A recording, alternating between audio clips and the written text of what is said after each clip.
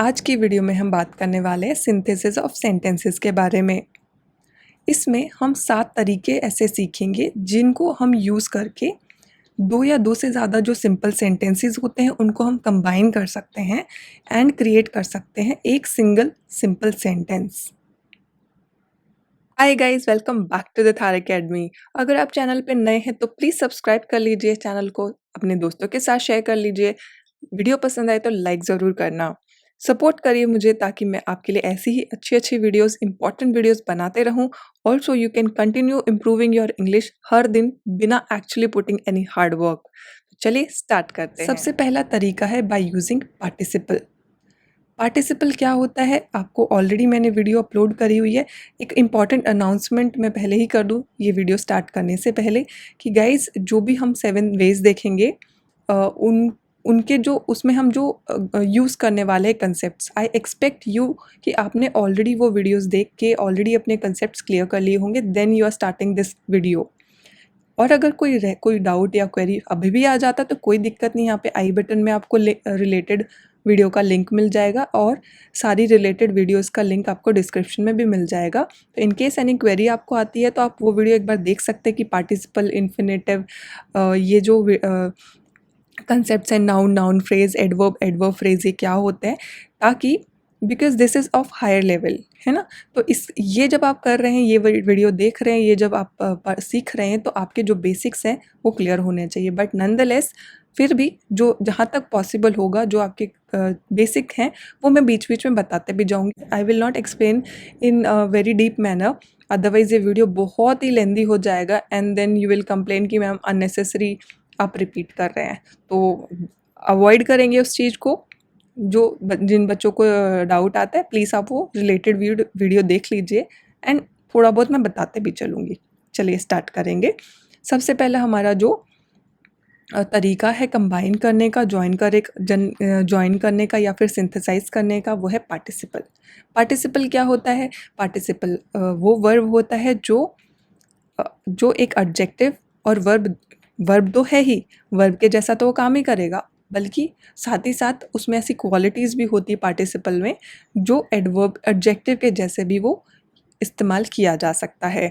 तो हम participle use करेंगे, लेकिन साथ ही साथ जो भी हमारे 7 तरीके हैं उनमें से wherever possible, wherever required, not possible, wherever required, कि यहाँ पे रूल रेगुलेशंस की ज़रूरत पड़ती है, वो भी मैं आपको साथ के साथ बताते जाऊँगी। तो पार्टिसिपल वाला जो तरीका है जिसको यूज़ करके हम जॉइन करेंगे सेंटेंसेस को, उसको कब यूज़ करना है, कौन कौन से टाइप ऑफ सेंटेंसेस जब हमारे पास अवेलेबल होंगे तब हम ये वाला मेथड यूज़ करेंगे। जब भी हमारे जो सेंटेंसेस हैं उनमें आपको जो सब्जेक्ट है वो सेम दिखाई दे, सारे सब्जेक्ट, सभी सेंटेंसेस का जो सब्जेक्ट है वो सेम दिखाई दे, हमारे जो सिंपल सेंटेंस है। सिंपल सेंटेंस क्या होता है? सिंपल सेंटेंस में एक सब्जेक्ट होगा और एक प्रेडिकेट होगा, यानी कि वर्ब, जिसमें वर्ब भी आएगा जो सब्जेक्ट के बारे में बात कर रहे होंगे, है ना। तो सब्जेक्ट जो है वो सभी हमारे जो सेंटेंसेस हैं उनके अगर सेम दिखाई दें आपको, उनके जो फाइनाइट वर्ब है वो डिफरेंट दिखाई दे आपको। फाइनाइट वर्ब क्या होता है? जो हमको टेंस बताता है, जो सब्जेक्ट के साथ बदलते रहता है, वो वर्ब, है ना। फाइनाइट वर्ब हमारे डिफरेंट होने चाहिए।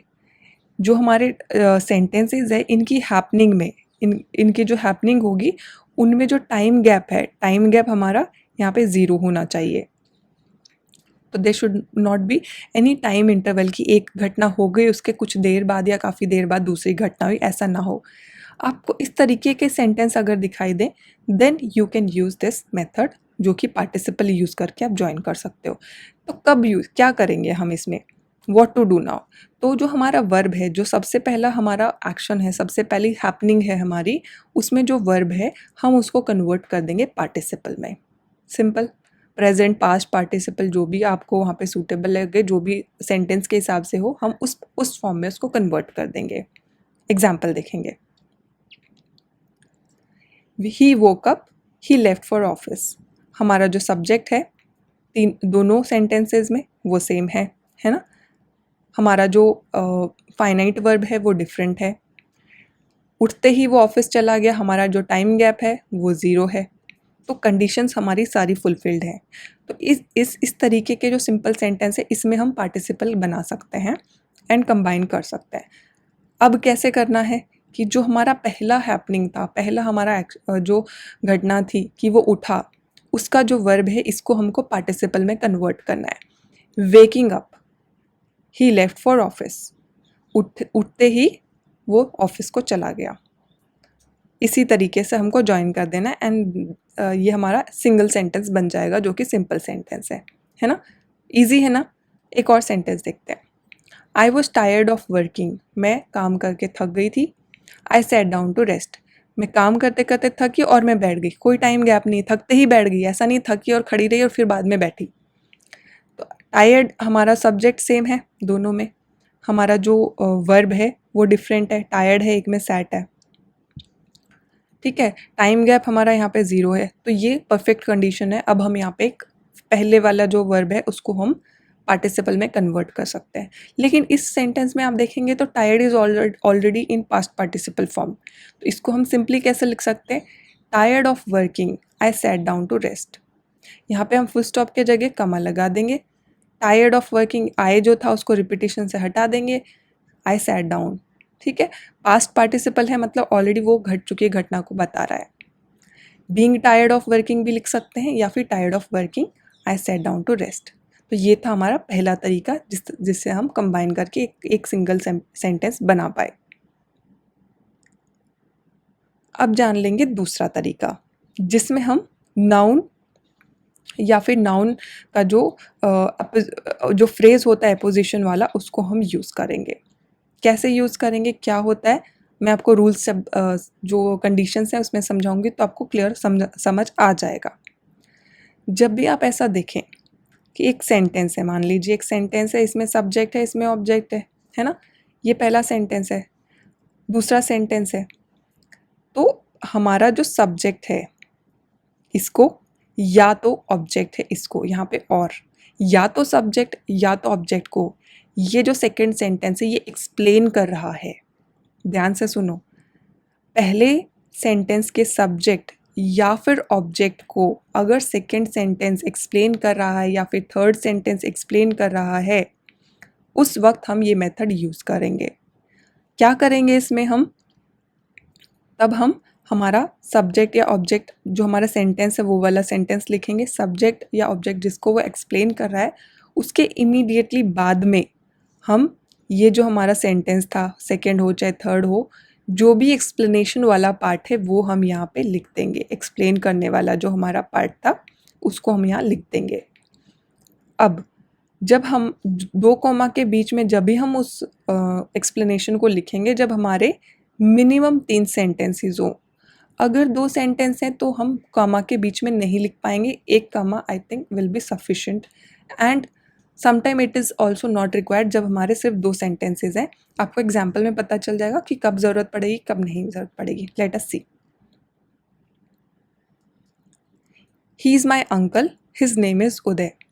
ये मेरे अंकल हैं और इनका नाम है उदय। यहाँ पे ही और अंकल हमारा सब्जेक्ट है, हमारा ऑब्जेक्ट है अंकल। किसको एक्सप्लेन कर रहा है हमारा सेंटेंस नंबर 2? अंकल को एक्सप्लेन कर रहा है कि अंकल का नाम है उदय। बहुत ही सिंपल है, इसको हम इजीली लिख सकते हैं, ही is my uncle Uday.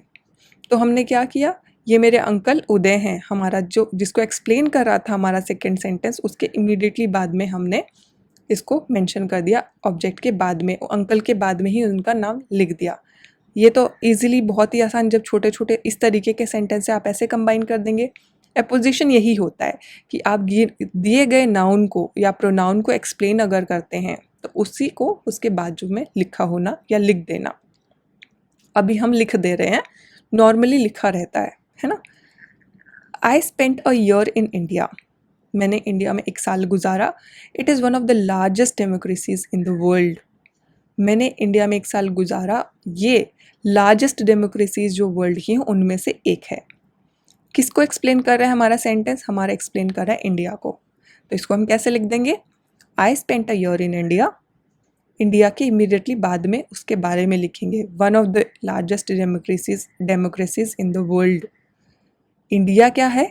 One of the largest democracies in the world. तो इस तरीके से इसको एक्सप्लेन करने का जो पार्ट है इमीडिएटली इसके बाद में लिख देना है। अब क्या करेंगे, 3 सेंटेंस लेंगे। Buddhism is a religion, Buddhism एक रिलीजन है। It is one of the greatest religions in the world. किसको एक्सप्लेन कर रहा है? बुद्धिज़्म को एक्सप्लेन कर रहा है, रिलीजन को नहीं, बुद्धिज़्म को एक्सप्लेन किया जा रहा है यहाँ पे, है ना, सब्जेक्ट किया जा रहा है। तो ये हमारा ग्रेटेस्ट रिलीजन्स में से एक है दुनिया के, और ये फाउंड किया गया था, इसकी शुरुआत हुई थी करीब 250 साल पहले। कैसे इसको करेंगे? Buddhism one of the world's greatest religions. ये देखो 2 कॉमा के बीच में आ गया ना। बुद्धिज़्म इज़ अ रिलीजन हमने क्यों नहीं लिखा? क्योंकि ये जो सेंटेंस है इसमें ऑलरेडी पता चल रहा है कि ये रिलीजन है, कि बुद्धिज़्म दुनिया के जो ग्रेटेस्ट रिलीजन्स हैं उनमें से एक है। जब वो ग्रेटेस्ट रिलीजन्स में से एक है, दैट मीन्स वो खुद भी एक रिलीजन होगा। इसीलिए रिपीटिशन अवॉइड कर देना है। और हमारा जो सब्जेक्ट है जिसको एक्सप्लेन करा था उसके इमीडिएटली बाद में 2 कॉमा के बीच में हमने इसको लिख दिया, जब हमारे 3 सेंटेंस थे मिनिमम। ये हो गया। उसके बाद भी उसी के बारे में बात हो रही है, तब भी हम 1 कॉमा लगा के बाद में वही लिख देंगे, was founded about 2005 years ago. ठीक है, तो 500 ईयर्स 2500 ईयर्स अगो ये फाउंड किया गया था। इस तरीके से हम नाउन को, अपोजिशन को वाले जो हमारा तरीका है, वे है, उसको हम यूज़ कर सकते हैं। क्लियर? अब यूज़ करेंगे तीसरा तरीका, जो कि है बाय यूजिंग प्रेपोजिशंस। प्रेपोजिशंस क्या होते हैं? प्रेपोजिशंस वो वर्ड होते हैं जो नाउन, प्रोनाउन या फिर जरंड। आपका क्वेश्चन इमीडिएटली आएगा, मैडम जरंड? होल्ड ऑन, एक्सप्लेन करती हूँ वो भी। तो बेसिकली आप इसकी बेसिक डेफिनेशन देखेंगे तो नाउन और प्रोनाउन से पहले आते हैं, है ना, और ये दूसरे वर्ड्स के साथ में इनका रिलेशन बताते हैं, वो होते हैं प्रेपोजिशंस, राइट। जरंड, अब क्यों इस सिचुएशन में जरंड को भी हम नाउन प्रोनाउन के साथ में क्यों लिख रहे हैं? क्योंकि पार्टिसिपल के जैसे जरंड भी वर्ब होते हैं, and they have qualities. ING form में होंगे हमेशा जरंड, पहली ये इंपॉर्टेंट चीज़ है, जरंड हमेशा आईएनजी फॉर्म में होंगे। और वर्ब होने के साथ साथ कभी कभी ये नाउन की क्वालिटीज़ भी आपको दिखाई देंगे, नाउन की क्वालिटीज़ भी ये शो करते हैं। तो जिस वक्त they are acting like a noun, उस वक्त ये यहाँ पे आ जाएंगे, इस सिचुएशन में फिट हो जाएंगे, क्योंकि they are already acting as a noun. जब वो नाउन की तरह एक्ट कर रहे हैं तो उससे पहले जो हमारा प्रेपोजिशन है वो लग सकता है। अब ये वाला जो तरीका है, जो थर्ड वे है, जैसे पहले 2 तरीके मैंने बताए उनका जो फिक्स्ड फॉर्मेट था, फिक्स्ड रूल थे, इसके लिए वैसा नहीं है। ये आप खुद से पहचान, आउट ऑफ प्रैक्टिस आपको समझ आएगा कि कब हम इसको यूज़ कर सकते हैं। तो late us see the example, किस तरीके से हम यूज़ करेंगे, देन आई एम 100% श्योर आप लोग यूज़ कर पाओगे ईजिली। कोई डाउट है तो always we can clear it. The sun rose, my day has just started. Sun उग चुका था और मेरा जो दिन है जस्ट शुरू हुआ है। सन उग चुका है, ऑलरेडी उग चुका है, और मेरा दिन जो है अभी स्टार्ट हुआ है। तो उग चुका है और अभी स्टार्ट हुआ है, इसका मतलब एक एक्शन पहले हो चुका है। तो इसको हम कैसे लिख सकते हैं? प्रेपोजिशन हमको यूज़ करना है, तो द सन रोज बिफोर। ये एक्शन मेरे उठने से पहले हो चुका था, मेरे दिन स्टार्ट करने से पहले हो चुका था, इसलिए हम लिख देंगे बिफोर। जो सन था, the sun rose before the start of my day, मेरे दिन की शुरुआत से पहले। क्लियर? एक और तरीका देखेंगे, एक और वे में। वी लॉस्ट मैनी मैचेस, हमने बहुत सारे मैचेस जो थे वो हार गए थे। We still hope to win, लेकिन स्टिल हम होप करते हैं, उम्मीद नहीं छोड़ी है, और हम स्टिल होप करते हैं कि हम लोग जीतेंगे। डिस्पाइट ऑफ, है ना, डिस्पाइट ऑफ हम यहाँ पे यूज़ कर सकते हैं कि बहुत सारी हार देखने के बाद भी, फेलियर्स देखने के बाद भी हम स्टिल होप करते हैं कि हम जीतेंगे। We still hope to win, हम स्टिल जीत की उम्मीद रखते हैं। तो इस तरीके से हम यहाँ पे प्रेपोजिशंस यूज़ कर सकते हैं, राइट। अब सीखेंगे चौथा तरीका, नॉमिनेटिव एब्सोल्यूट कंस्ट्रक्शन। अभी तक बताए गए तीनों तरीकों से थोड़ा सा ज़्यादा नहीं, बहुत ही स्लाइटली ट्रिकी बोल सकते हैं इसको। नॉट, एक बार समझ लिया तो वो ट्रिकी भी नहीं है। थोड़ा सा रूल्स इसमें आपको ध्यान से देखने हैं, एक बार समझ गए तो कुछ भी नहीं है। एक्चुअली पूरी इंग्लिश लैंग्वेज को ही देख लो तो इतनी डिफ़िकल्ट नहीं है, हम लोग खाली उसको हौवा बना के रखते हैं, है ना guys. It's very easy language, आप आराम से सीख जाओगे एंड थोड़े दिन आप continuous be in touch with this channel, आपको मैं इतना परफेक्ट कर दूंगी इंग्लिश में, then there is no looking back, you can trust me on that. तो जस्ट स्टे ट्यून्ड। अगर पसंद आती है मेरी वीडियोस तो प्लीज़ लाइक कर दो, that give me lot of motivation, ताकि मैं और ज़्यादा बहुत जल्दी जल्दी वीडियोस बना पाऊँ। ये वाला जो हमारा पॉइंट था कि नॉमिनेटिव एब्सोल्यूट कब हम यूज़ करेंगे, देखेंगे चलो। व्हेन एंड हाउ, जब हमारे जो सब्जेक्ट्स हैं, है ना, हमारे जो सेंटेंसेस हैं उनके जो सब्जेक्ट हैं वो सेम नहीं होने चाहिए, या हमारे सभी सेंटेंस के जो सब्जेक्ट हैं they should be different, that's a trick here, ठीक है। और उनमें से एक जो हमारा सेंटेंस होगा उसमें एक रीज़न होना चाहिए, किसी भी चीज़ का कारण होना चाहिए, और दूसरे सेंटेंस में हमको उस चीज़ का रिज़ल्ट मिलना चाहिए। एक रीज़न होना चाहिए, एक रिज़ल्ट होना चाहिए, सब्जेक्ट डिफरेंट होने चाहिए, रीज़न होना चाहिए, रिज़ल्ट होना चाहिए। तब उस वक्त हम क्या करेंगे, ये जो दोनों चीज़ें जब हमको दिख गई, उसके बाद में जब हमारा जो रीज़न देने वाला सेंटेंस है, यानी कि पहला जो रीज़न देने वाला सेंटेंस है, अगर वो एक्टिव वॉइस में आपको दिखा, है ना, एक्टिव वॉइस मतलब हमारा सब्जेक्ट एक एक्शन कर रहा है, पैसिव वॉइस मतलब हमारा सब्जेक्ट एक्शन रिसीव कर रहा है। तो जब हमारा सब्जेक्ट एक्शन कर रहा है, हमारा रीज़न देने वाला सेंटेंस एक्टिव वॉइस में है, तो कौन से फॉर्मेट में हम बनाएंगे, सब्जेक्ट, हैविंग और उसके बाद वर्ब का थर्ड फॉर्म। रूल नंबर 2, जब हमारा रीज़न देने वाला जो सेंटेंस है वो पैसिव वॉइस में है, मतलब it is receiving the action, तो उस वक्त हमारा फॉर्मेट दिखाई देगा आपको सब्जेक्ट हैविंग बीन वर्ब का थर्ड फॉर्म। थर्ड रूल, जब ऐसा ना ही वो एक्टिव वॉइस में ना पैसिव वॉइस, ऐसा कुछ भी आपको ना दिखाई दे, लेकिन आपको जो हमारा बी वर्ब है, is am are was were, ये जो हमारा बी वर्ब है इसके जो फॉर्म्स हैं वो आपको मेन वर्ब में अगर दिखाई देते हैं, they are the main verb, उस वक्त हम क्या करेंगे, सब्जेक्ट प्लस बीइंग, और हमारा कंटिन्यू करेंगे sentence.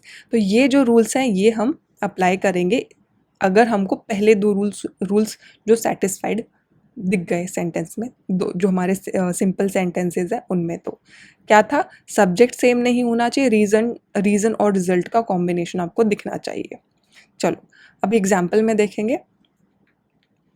The soap applied, the stain vanished. हमारा जो सब्जेक्ट क्या है, सोप, यहाँ पे क्या सोप है, यहाँ पे स्टेन है, तो इट इज़ डिफरेंट बोथ।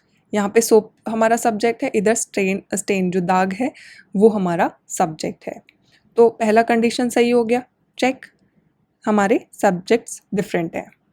अब देखो, सोप अप्लाई किया तो ही हमारा जो दाग है वो गया, तो ये रीज़न था, सोप अप्लाई हुआ, इसीलिए रीज़न जो ये रीज़न है, सोप अप्लाई हुआ और ये रिज़ल्ट हुआ कि हमारा दाग चला गया। तो ये हमको दोनों कंडीशन सेटिस्फाइड मिल गई। तो इसका मतलब हम नॉमिनेटिव एब्सोल्यूट का यूज़ कर सकते हैं। कैसे करेंगे, अभी हमको क्या करना है, देखना है कि हमारा जो रीज़न देने वाला जो सेंटेंस है वो कौन से वॉइस में। सोप अप्लाइड, सोप ने एक्शन किया, ठीक है, सोप एक्शन किया तो ये एक्टिव वॉइस में है, तो कौन सा आएगा हमारा first rule, soap having applied, है ना, सोप हैविंग अप्लाइड। तो हमने क्या था, सब्जेक्ट, हैविंग और वर्ब का थर्ड फॉर्म। सब्जेक्ट हमारा, हैविंग यहाँ पे हमारा है और ये वर्ब का थर्ड फॉर्म। हैविंग को हमको सब्जेक्ट के बाद लगाना और उसके बाद में कंटिन्यू करना है, the stain vanished, soap having applied the stain vanished. बहुत इजी, रूल नंबर 1 हमने यहाँ पे लगा दिया। दूसरा example, the food was packed in a container, the oil was not leaking.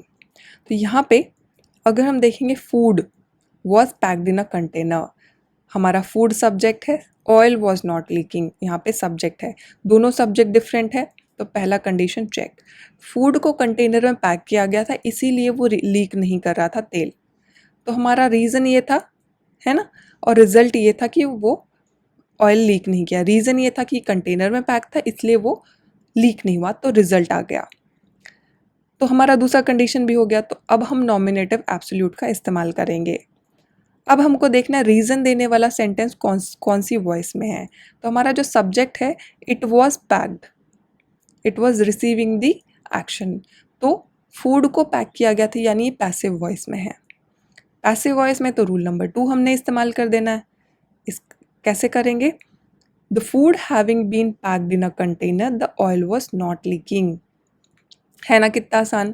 थोड़ा सा ध्यान, स्टार्टिंग में 1-2 बार थोड़ा ध्यान दे दो, उसके बाद आप आँख बंद करके इतने बढ़िया सेंटेंसेस बना लोगे, परफेक्टली ग्रामेटिकली करेक्ट, बहुत ईजी। इसलिए मैंने आपको ये जो रूल्स हैं ना, ये सेपरेटली लिख के भी दिए हैं। बुक में आपको ये नहीं मिलेंगे, but these are the ways, because वहाँ पे हमको पता तो होए, वी शुड नो कि कब हमको कौन सा वे कौन सा तरीका यूज़ करना है कंबाइन करने के लिए सेंटेंस को। अदरवाइज कुछ आइडिया ही नहीं आएगा तो कब कहाँ पे क्या यूज़ करना वो हमको पता नहीं चलेगा, है ना। तो इसीलिए ये जो रूल्स हैं ये एक बार थोड़ा सा ध्यान से 1-2 बार पढ़ लेना। दिमाग में एक बार बैठ गए ना, then it will become very easy, बहुत आसान हो जाएगा। तो फूड हैविंग बीन पैक्ड, तो जो फॉर्मेट मैंने आपको दिया, सब्जेक्ट हैविंग बीन और उसके बाद में वर्ब का जो थर्ड फॉर्म है हैविंग बीन और हमारा सब्जेक्ट, और उसके बाद में रेस्ट ऑफ द सेंटेंस। तो इस तरीके से हम नॉमिनेटिव एब्सोल्यूट बना देंगे, है ना। एक और एग्जाम्पल देखेंगे। It is hot, nobody likes it, ये गर्म है, किसी को पसंद नहीं है ना। तो अब यहाँ पे क्या है, हमारा जो इज़ है ना, बी वर्ब। बी वर्ब हमारा मेन वर्ब है कि ये हॉट है और कोई किसी को पसंद नहीं है, तो उसमें क्या करेंगे, सब्जेक्ट प्लस बीइंग आएगा। It being hot, nobody likes it. Simple है ना, कितना आसान है। जो इसमें आपने सिर्फ ये 3 रूल यूज़ करने हैं, जस्ट एक्टिव पैसिव वॉइस पता होना चाहिए, बाकी कुछ दिक्कत ही नहीं है। तो इस तरीके से हम नॉमिनेटिव एब्सोल्यूट कंस्ट्रक्शन का यूज़ करके सिंपली, बहुत ही आसानी से अपने सिंपल सेंटेंस का क्रिएशन कर सकते हैं। अब बात करेंगे 5वें तरीके की, जो कि है बाय यूजिंग इन्फिनेटिव। इन्फिनेटिव क्या होता है? Infinitive is base form of verb. Infinitive में मोस्टली आप देखेंगे कि बेस फॉर्म ऑफ वर्ब से पहले आपको टू दिखाई देगा। That means infinitive usually base form of verb preceded by two होता है नॉर्मली, बट हमेशा ये केस नहीं होगा। समटाइम इट इज़ पॉसिबल कि यहाँ पे आपको सिर्फ बेस फॉर्म ऑफ देखने को भी मिले एज इन्फिनेटिव। वो क्या कंडीशन होते हैं, कब हो, क्या कब, जो भी सिचुएशंस हैं, रूल्स है, रेगुलेशंस हैं, you can watch in the video. Complete video में मैंने पूरा डिस्क्राइब किया हुआ है, ठीक है। तो अभी ये जो हम 5वां तरीका है बाय यूजिंग इन्फिनेटिव, कब यूज़ करना है उसके व्हेन एंड हाउ जान लेते हैं, है ना। तो सब्जेक्ट जो हो, हमारे जो सेंटेंसेस होंगे उनके जो सब्जेक्ट्स हैं वो सेम होने चाहिए, पहली बात। दूसरी बात, उनमें से एक सेंटेंस हमको या तो कोई एम या तो कोई रीज़न देना चाहिए, या तो रीज़न या तो एम, और दूसरा हमको रिजल्ट देना चाहिए। इमीडिएटली आपके दिमाग में ये बात आई होगी कि मैम प्रीवियस जो था नॉमिनेटिव एब्सोल्यूट, उसमें भी तो यही था, एक चीज़ नहीं थी।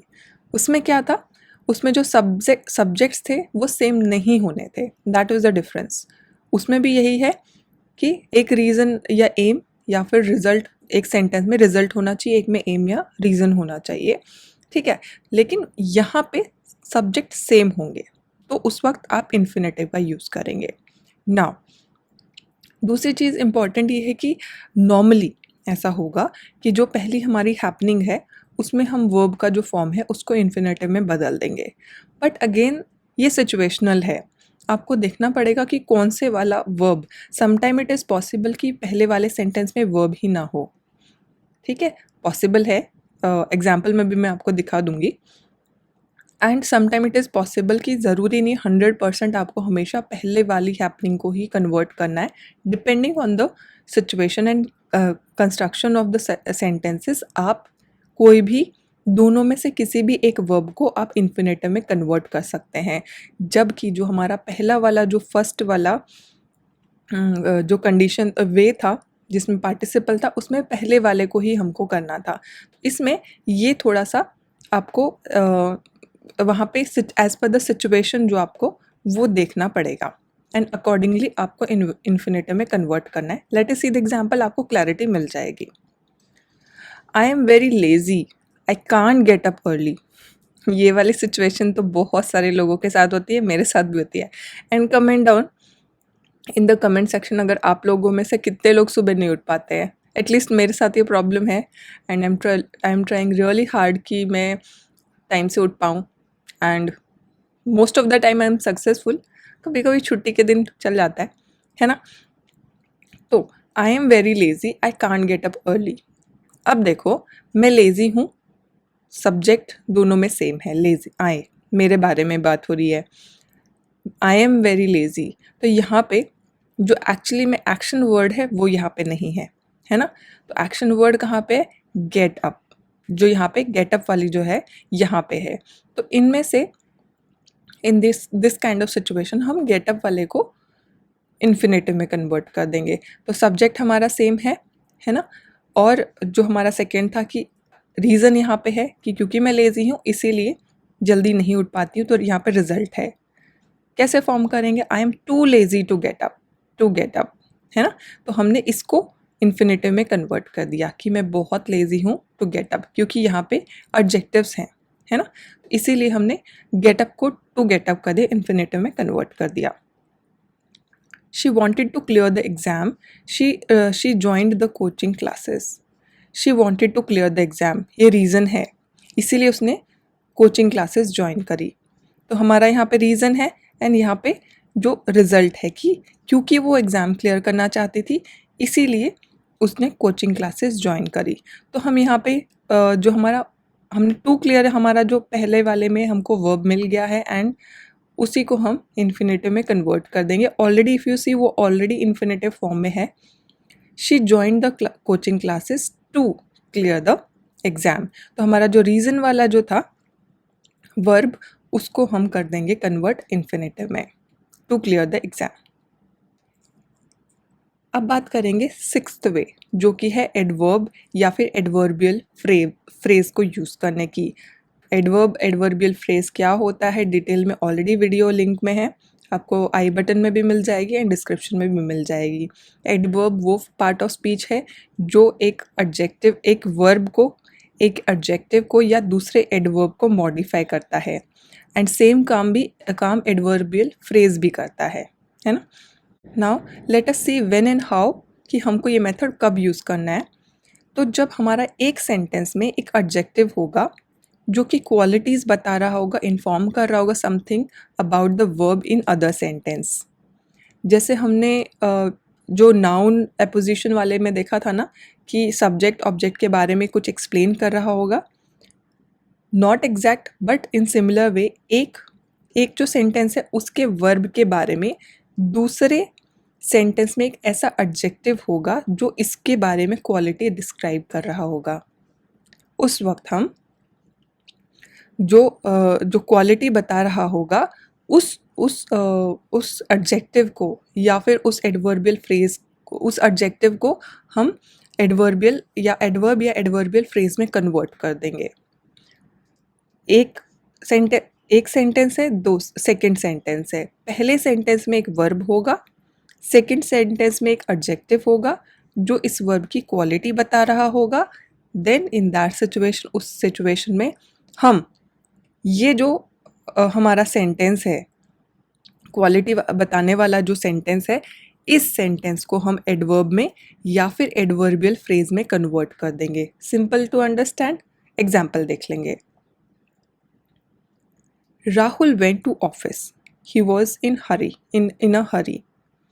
Rahul went to office, Rahul office को चला गया एंड वो किस में था? वो जल्दी में था। तो ये किसके बारे में बता रहा है? ये एडजेक्टिव है जो राहुल के बारे में बता रहा है कि वो किस में था? वो जल्दी में था। राहुल जल्दी में था। इस वर्ब की क्वालिटी बता रहा है कि वो गया जल्दी में। तो इसको हम ये जो हमारा सेंटेंस है इसको हम एडवर्ब या फिर एडवर्बियल फ्रेज में कैसे कन्वर्ट करेंगे? Let us see. Rahul went to office in a hurry, या फिर इन अ हरी के बजाय हम बोल सकते हैं Rahul went to office hurriedly. तो ये दो तरीके से आप ये सेंटेंस को चेंज कर सकते हैं। समझ आया ना? ये वाला जो सेंटेंस था इस वर्ब की क्वालिटी बता रहा था कि वो गया लेकिन जल्दी में। तो हमने इस सेंटेंस को, सेकंड वाले सेंटेंस को एक एडवर्बियल फ्रेज में या फिर एडवर्ब में हम कन्वर्ट कर सकते थे। और हमने क्या लिखा? Rahul went to office in a hurry, या फिर हम लिख सकते थे Rahul went to office Rahul went to office hurriedly. ये एडवर्ब है, राइट? एक और example, the soldier serves his country, his service is selfless. जो सोल्जर है वो सर्विस करता है अपनी कंट्री को, उसकी सर्विस जो है वो सेल्फलेस है। तो हम किसके, जो हमारा जो सर्विस है इसको एक्सप्लेन कर रहा है हमारा जो एडजेक्टिव है सेल्फलेस। सर्विस कैसी है? उसकी सेल्फलेस है। तो हम इस सेंटेंस को एडवर्ब या एडवर्ब फ्रेज में कैसे कन्वर्ट करेंगे? Let us see. The soldier serves his country selflessly, है ना? तो हमने क्या किया? इसको एडवर्ब में कन्वर्ट कर दिया क्योंकि ये इस वर्ब को की क्वालिटी बता रहा था। So that is a condition. अब हम बात करेंगे लास्ट और फाइनल तरीके की। ये कोई फिक्स तरीका नहीं है। आप देखो, नॉट पॉसिबल कि हर जहाँ पे भी आप एक ग्रुप ऑफ सेंटेंसेस देखोगे जिसको आपको एक सिंगल सेंटेंस में कन्वर्ट करना है, तो ज़रूरी नहीं है आपको ज़रूर एक ना एक कंडीशन दिखाई दे। It is possible they are random sentences, तो हम रैंडमली भी उनको डिपेंडिंग ऑन द सिचुएशन उनको क्लब कर सकते हैं। ये सारे जो तरीके हैं इनको कॉम्बिनेशन में, है ना, फर्स्ट सेकंड को या थर्ड फोर्थ को जो हमारे वेज हैं इनको भी क्लब करके आप एक तरीके से ज्वाइन कर सकते हैं। कुछ एग्जाम्पल देख लेंगे। For example, the sun rose, the rain stopped.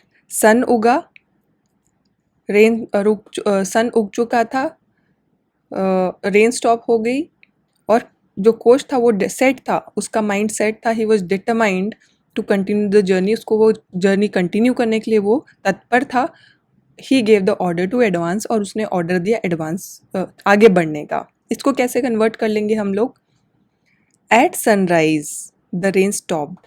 इसके बाद में ही हुआ, सनराइज हुआ और रेन स्टॉप हो गई। जो कोच था वो डिटरमाइंड था कंटिन्यू करने के लिए जर्नी को, and he gave the order to advance. तो इस तरीके से भी हम इसको जस्ट सिंपली कंबाइन कर सकते हैं।